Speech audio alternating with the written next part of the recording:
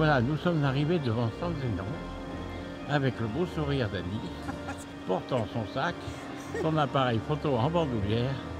Et maintenant, dans quelques secondes, on va pouvoir commencer à filmer.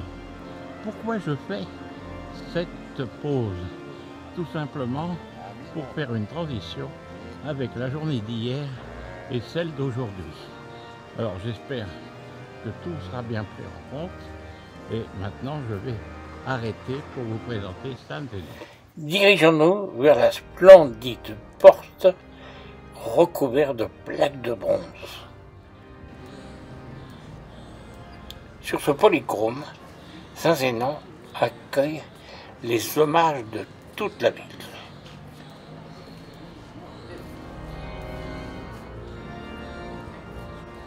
Ici, ce sont des images de l'Ancien Testament et de l'histoire de Théodoric.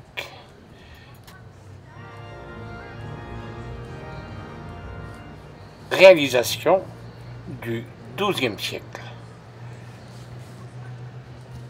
Façade côté droit.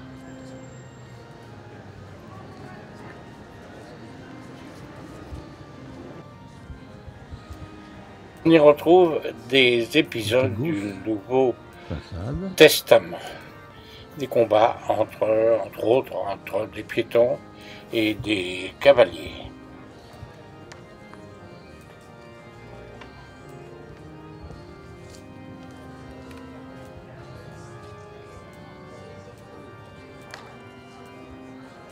Et l'on retrouvera toujours le fameux lion de Venise. Une chose formidable, extraordinaire, ce sont ces portes de bronze qui retracent des époques de l'Ancien et du Nouveau Testament.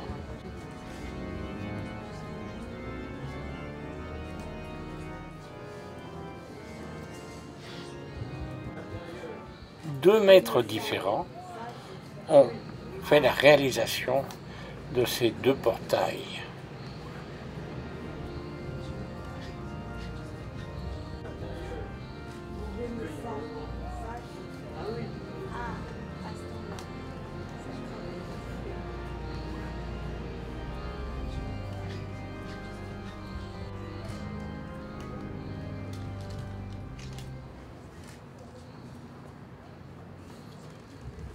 Pour la réalisation, le premier portail fut réalisé par un maître allemand. Battant de gauche qui présente la vie du Christ.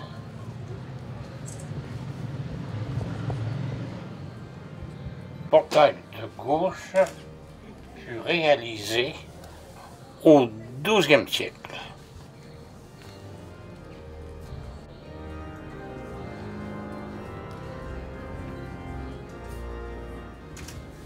Inutile de vous dire que ce n'est pas facile de filmer, car sont nombreux les visiteurs et admirateurs de cet ensemble de portes en bronze.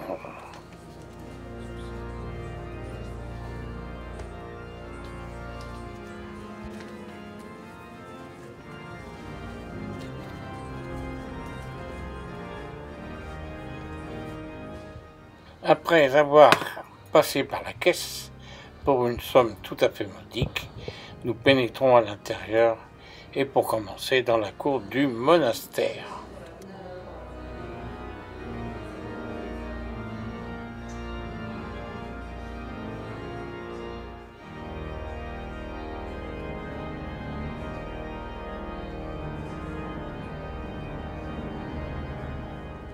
Ici, on a rassemblé beaucoup de sépultures, de personnages importants, évidemment, comme il se doit, dans la région, et qui vous permet de voir l'histoire et la présentation et la construction, la fabrication de ces tombes. Eh bien, pénétrons à l'intérieur de San Zénon. Basilique pouvait être une cathédrale à une certaine époque. Et nous allons découvrir sur les murs des peintures de différentes époques. La chaire centrale se trouve le Grand Saint, oui, Saint-Zénon, évêque africain qui vint dans les années 4e siècle à Vérone. Au fond de l'église, sur le côté gauche, nous découvrons le baptistère. Les croix sont du XIVe siècle. Sous ce personnage est le baptistère. Cette vague de porphyre de 2 mètres de diamètre provient d'un bâtiment thermal d'époque romaine.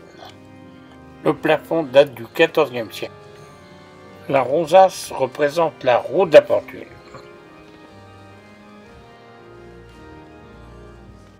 Face à nous, une peinture votive de peintres inconnus.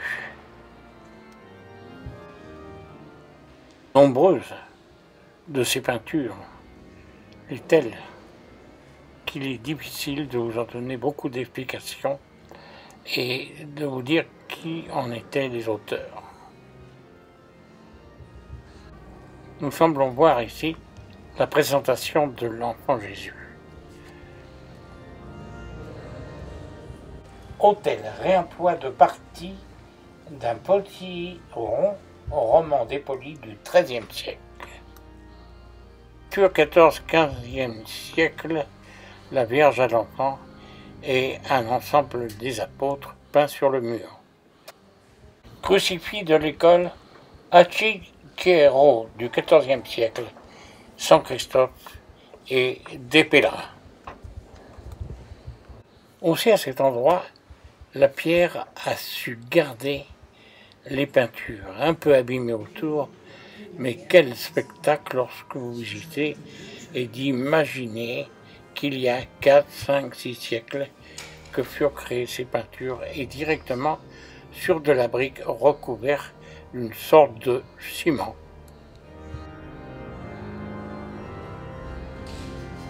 Nous sommes dans la crypte.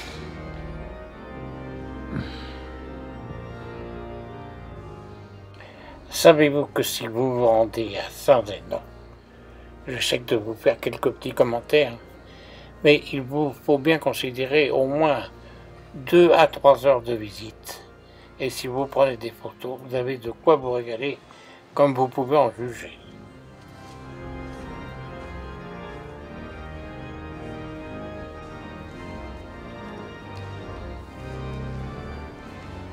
L'escalier menant à la crypte avec les 3 arches.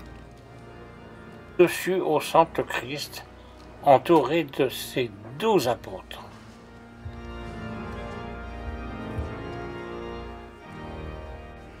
Dans le fond, derrière les statues, on aperçoit l'autel principal, le grand autel.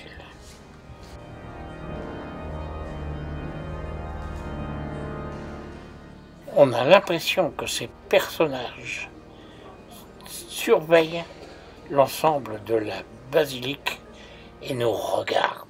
Alors, restons sérieux.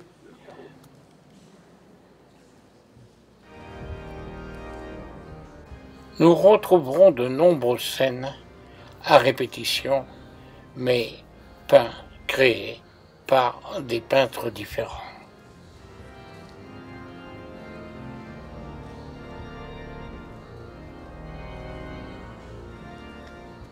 Escalier côté droit permettant d'accéder à la partie haute de la basilique.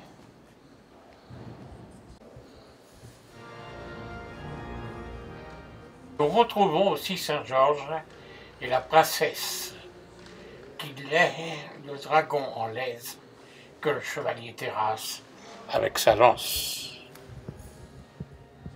Il est entouré du baptême du Christ, de la résurrection de Lazare, du transfert des reliques de Saint-Zénon.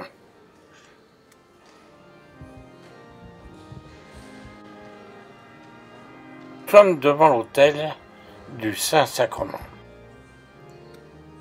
Autour, une très grande partie des fresques remonterait au XIVe siècle.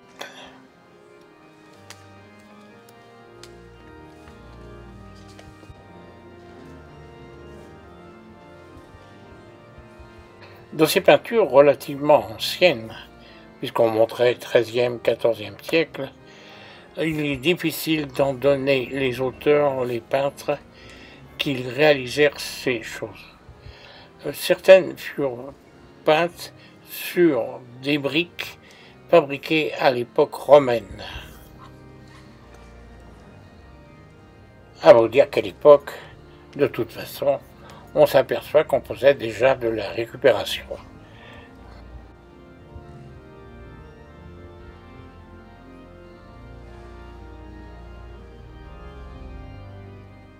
Nous voici dans la chapelle principale, de forme gothique et datée de 1386-1398 et réalisée par Giovanni et Niccolò da Ferrara.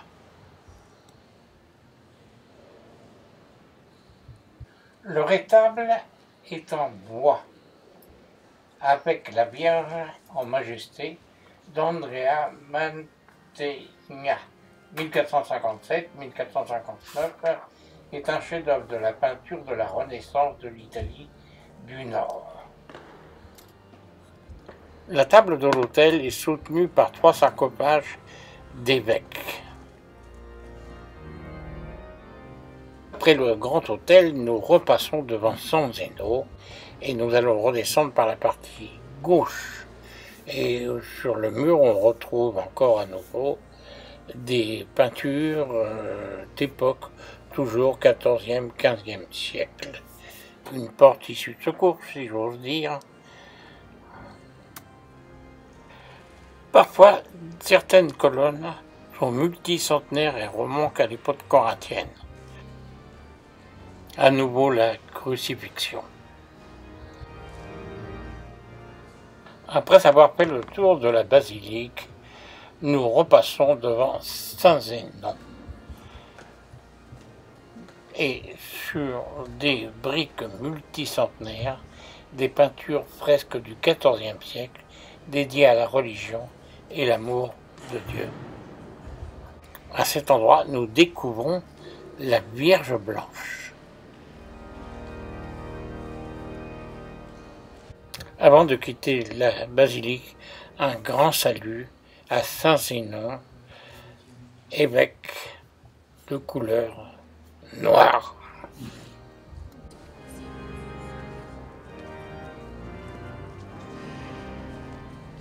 Avant de quitter la basilique, n'oubliez pas de voir cette splendeur qui se trouve près de la porte d'entrée et évidemment de sortie.